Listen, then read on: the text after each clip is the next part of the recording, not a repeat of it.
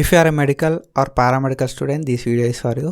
So ఈ వీడియోలో మనం మెయిన్గా డిస్కస్ చేసే టాపిక్ ఏంటంటే ఒక మెడికల్ స్టూడెంట్కి ఆర్ఎల్స్ ఒక పారామెడికల్ స్టూడెంట్కి ఉండాల్సిన స్కిల్స్ ఏంది అని చెప్పి డిస్కస్ చేద్దాం. I'm going to discuss 5 main skills. So చాలా స్కిల్స్ ఉంటాయి కానీ ఈ 5 అనేది చాలా important. So you have to learn these 5 skills. So ఏంది ఆ 5 స్కిల్స్ అని చెప్పి మనం అయితే ఇన్ డీటెయిల్గా డిస్కస్ చేసుకోవడానికి ట్రై చేస్తాం. సో ఈ వీడియోని కూడా ఎక్కడ స్కిప్ చేయకుండా చూడడానికి ట్రై చేయి, so that it will help you. So it helps to excel in your studies and excel in your profession and your career. So ఎక్కడ కూడా స్కిప్ చేయకు, నీకు in detailed depth clarity information అయితే దొరుకుతుంది. So before starting this video, hey buddies, this side Jatin, welcome back to Analytic Tutor. So మన channel లోపల మనం medical education and notification గురించి వీడియోస్ చేసుకుంటాం. సో ఒకవేళ కొత్త వస్తే సబ్స్క్రైబ్ అయ్యి అండ్ మీ ఫ్రెండ్స్ అందరు కూడా షేర్ చేయి. So firstly we're going to discuss about technical skills. So technical skills అంటే ఏంటి అని అంటే, సో ఒక మెడికల్ ఎక్విప్మెంట్ని హ్యాండిల్ చేయడం అండ్ మెడికల్ ఎక్విప్మెంట్తో డీల్ చేయడం, దాన్ని మనం టెక్నికల్ స్కిల్స్ అంటాం. సో ఈ టెక్నికల్ స్కిల్స్ అనేది ఎందుకు ఇంపార్టెంట్ అంటే, so as we know that మనకైతే మెడికల్ జర్నీ లోపల, మెడికల్ ఫీల్డ్ లోపల we have to deal with lots of machines. ఓకేనా? సో మెడికల్ ఎక్విప్మెంట్ నువ్వు చాలా హ్యాండిల్ చేయాల్సి ఉంటుంది.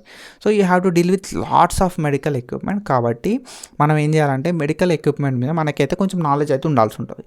సో ఈ మెడికల్ ఎక్విప్మెంట్ని ఎట్లా హ్యాండిల్ చేయాలి, ఓకేనా, సో ఎట్లా యూజ్ చేయాలి, సో దీన్ని ఎట్లా హ్యాండిల్ చేయాలి, ఎర్రర్స్ వచ్చినప్పుడు ఏం చేయాలి, సో ఎట్లా యూజ్ చేయాలి అనే ఒక క్లారిటీ అయితే మనకు ఉంటుంది.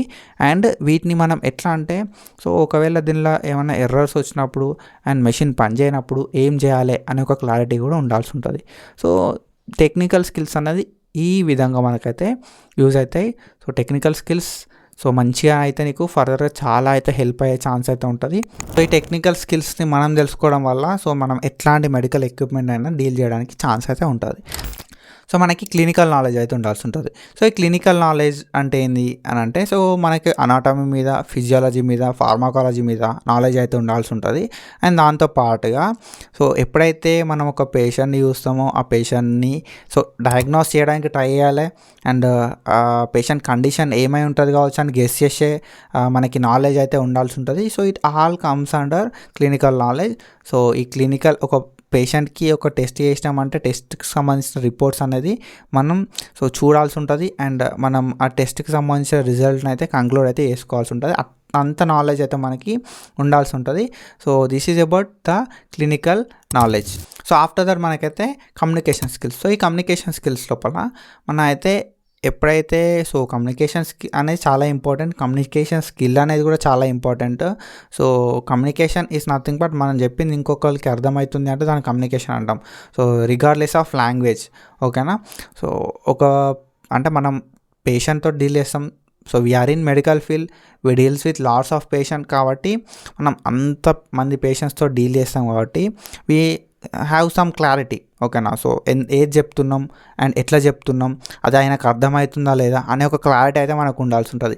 సో పేషెంట్కి సంబంధించిన డీటెయిల్స్ అన్ని నువ్వు తెలుసుకొని అండ్ పేషెంట్కి సో ప్రొసీజర్ గురించి ఎక్స్ప్లెయిన్ చేసి ఆ ప్రొసీజర్కి సంబంధించిన అవుట్కమ్స్ ఏంది అండ్ దానికి సంబంధించిన రిజల్ట్స్ ఏంది అండ్ దానికి సంబంధించిన అడ్వాంటేజెస్ ఏంది, డిసడ్వాంటేజెస్ ఏంది, సో దాంతో వచ్చే కాంప్లికేషన్స్ ఏంది, లైఫ్ స్టైల్ చేంజెస్ ఏంది అని చెప్పి మనం చెప్పగలిగితే సో వాళ్ళకి మంచిగా కమ్యూనికేట్ చేయగలిగితే సో వాళ్ళకి ఒక కాన్ఫిడెన్స్ అనేది బిల్డ్ అవుతుంది. సో కమ్యూనికేషన్ అనేది ఒక మంచి ఇంపార్టెంట్ రోల్ ప్లే చేస్తుంది. సో అది పేషెంట్కి హెల్త్ కేర్ ప్రొవైడర్కి మధ్యలో కావచ్చు, ఆర్ పేషెంట్కి ఆర్ఎల్స్ సో డాక్టర్కి మధ్యలో కావచ్చు, సో ఒక హెల్త్ కేర్ ప్రొవైడర్కి ఆర్ఎల్స్ టెక్నీషియన్కి మధ్యలో కావచ్చు. సో వీళ్ళందరి మధ్యలో కూడా కమ్యూనికేషన్ అనేది ఒక మంచి రోల్ అయితే ప్లే చేస్తుంది. సో దాని తర్వాత so time management and critical thinking and problem solving.